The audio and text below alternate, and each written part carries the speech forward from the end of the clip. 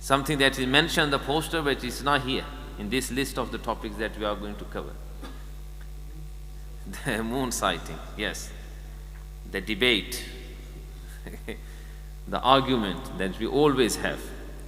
We never have this argument throughout the year, apart from on 3 occasions. At the start of Ramadan, Eid al-Fitr and Eid al-Adha. That's it. Other than that, there is no fight on this. Everyone agrees. If you say today is the first of Safar, Rabiul Awwal, Rajab, everyone accepts.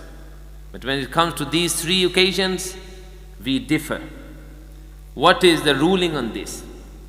Particularly when it comes to starting the fasting of the month of Ramadan, the Prophet ﷺ has given us a principle in a hadith that is collected by Imam al-Bukhari, Imam Muslim and many other muhaddithin.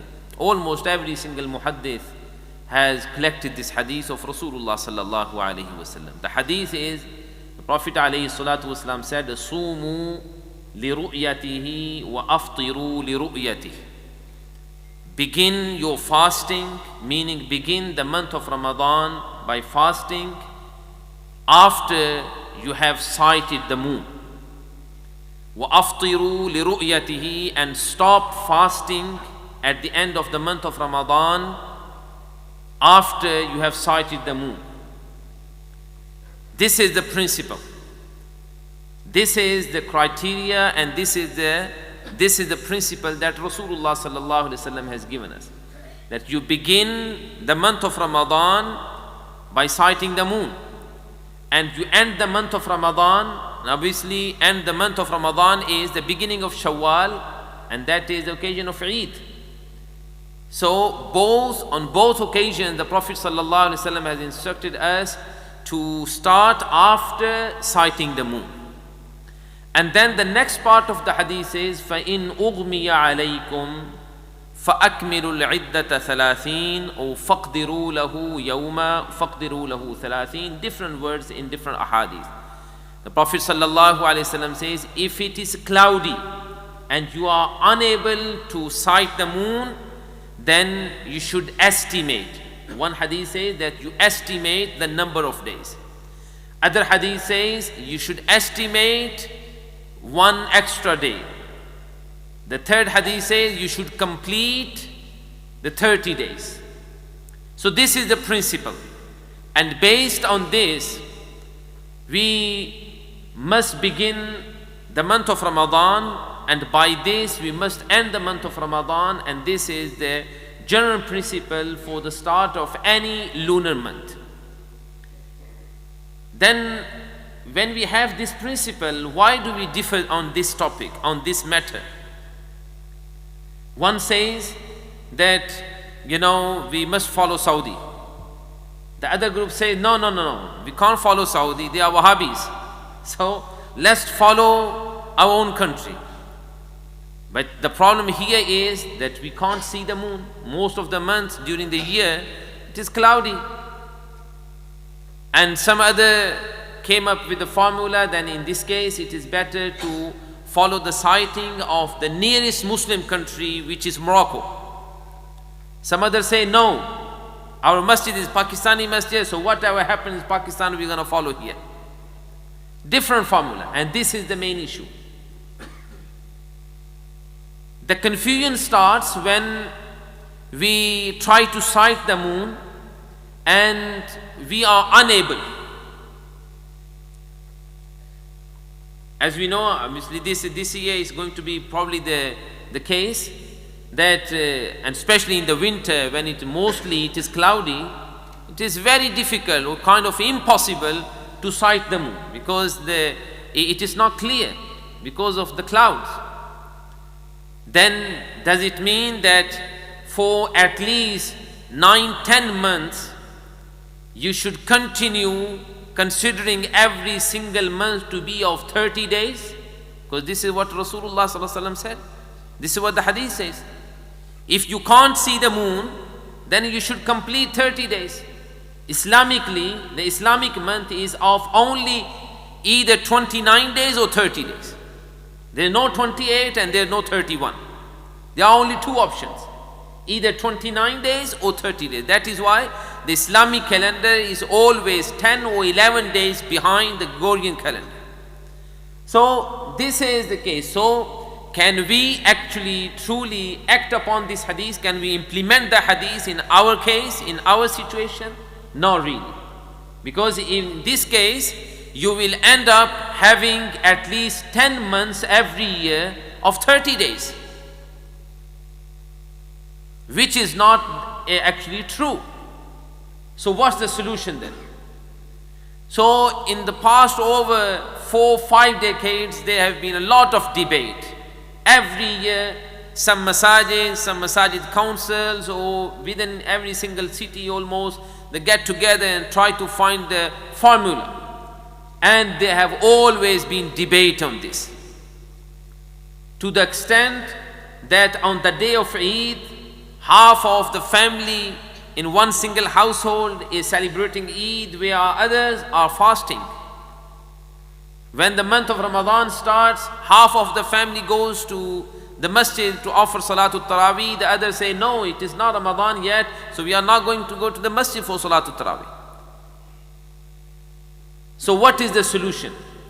There are different ways. One of them is, if we had any kind of Islamic board or committee that can take the responsibility of sighting the moon every month, then that would be the best solution, as it happens in most of the Islamic countries. In most of the Islamic countries. But because we do not have such a body here, that is main problem. And unfortunately, we are so much into dispute on every single matter that we cannot even get together on this one single issue. Although it affects every single one of us, every single masjid. But this is a very unfortunate situation that we cannot get together. And those who did try in the past, they could not find any formula or any solution, any solid solution. That is why later on, I would say probably in the past over 10 to 15 years, most of masajid or many of the masajid have gone to following the sighting of the Saudi Arabia. Not because they are same in their Aqidah and Manhaj, rather because of the fact that they have their own moon sighting committee and they don't actually rely on observatory. Some people say that observatory is the best solution here, but no. It happened many times that according to observatory it was not possible to sight the moon, yet people did sight the moon. It can happen because all the calculation of the observatory is based on estimation. And this is not what Rasulullah sallallahu alaihi wasallam has recommended us. Rather, the Prophet sallallahu alaihi wasallam has ordered us to begin the month of Ramadan after or by sighting the moon. Then we say, what is the issue if a Muslim, trustworthy individual has sighted the moon in Saudi Arabia, in Egypt, in Africa, anyway? A trustworthy Muslim who can be verified, or his testification can be accepted, then wherever the person is, we should accept his testimony. We should accept his statement as long as the person is trustworthy. And this is something that is established, that is something that does happen in Saudi Arabia. They don't follow the estimation or the prediction of the observatory, rather they rely on the actual moon sighting.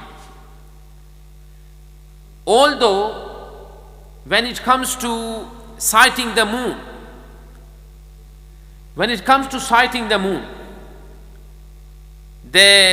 many of the scholars in the past and even at present time are of the opinion that you should be following the sighting of your locality within your country. But when it comes to the locality or the country or your own local basically moon sighting, then there is no any solid definition of the locality. What does locality mean? The local moon sighting. For example, we live in England and another part of the UK is Scotland. Two different, you can say two different parts of the country. And what if the referendum happens once again and Scotland is not part of the UK anymore, it will be different, separate country.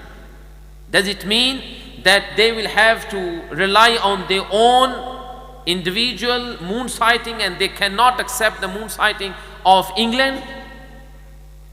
What if England and France was one single country? Would we accept the moon sighting of would this be acceptable or not? Obviously it will be. The boundaries of the countries, this is something that are man-made. These are not according to Islam. So just say if there is one single ruler ruling England, Scotland, France, all Europe, as well as Middle Eastern countries, then what would happen?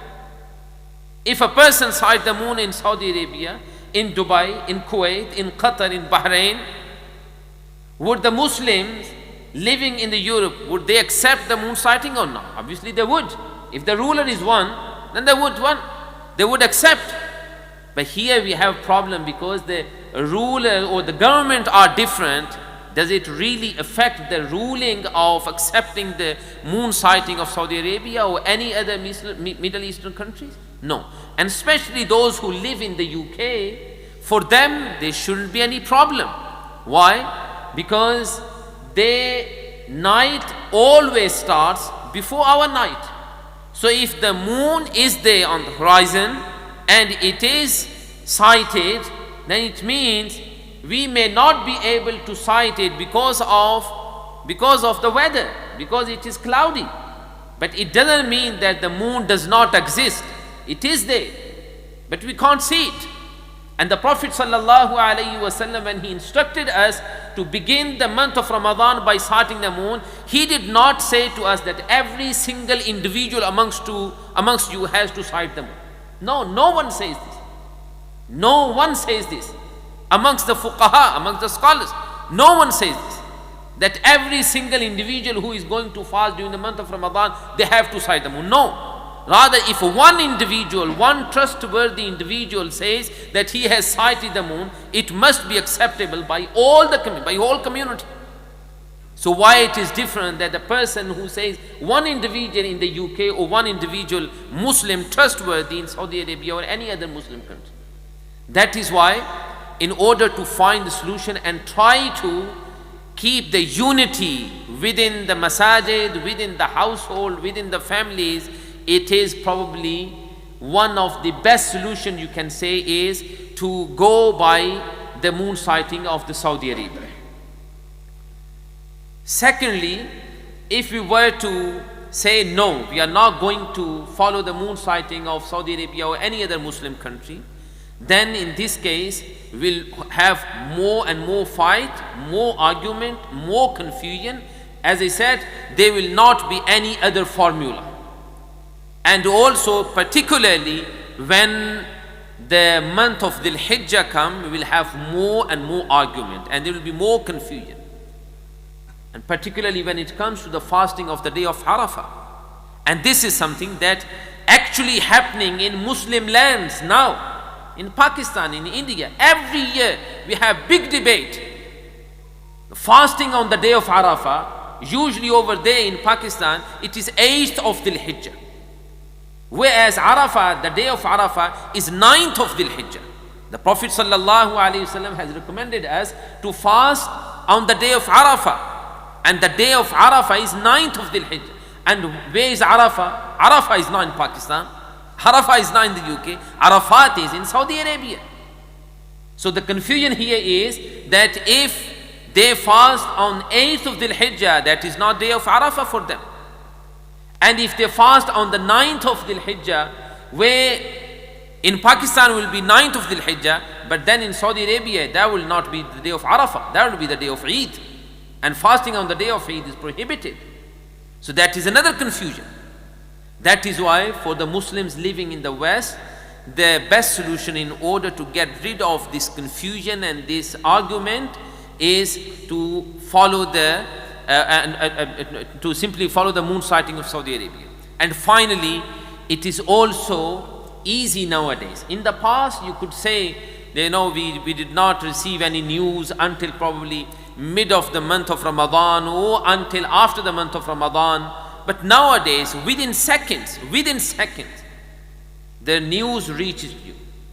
So there is no, reason for us not to accept the moon sighting of other Muslim countries, so that we can follow it, and inshallah, that is probably the easiest and and this is the best solution. Allahu A'lam. And lastly, my dear brothers and sisters in Islam, we should bear in mind, if a person within our family, amongst our relatives, does not feel comfortable or he is not content with following the moon sighting of one particular country or one formula, then there is no need to fall into argument and debate and cold division and fight within the family. No, just simply allow them to do whatever they want. If half of your relatives do not want to celebrate Eid the day you want to do it, rather they want to observe it, don't stamp any fatwas on them. No, because on the day of Eid fasting is haram. This is the day of Eid, you are fasting on the day of Eid, you are doing something. No, don't do this.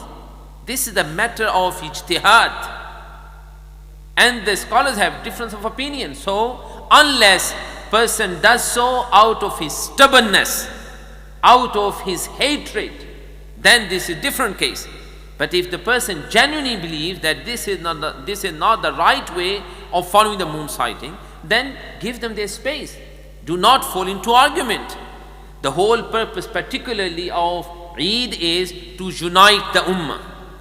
Try to bring the unity as long as you stay within the boundaries and the principles of Islam. I hope it is something that gives some kind of direction and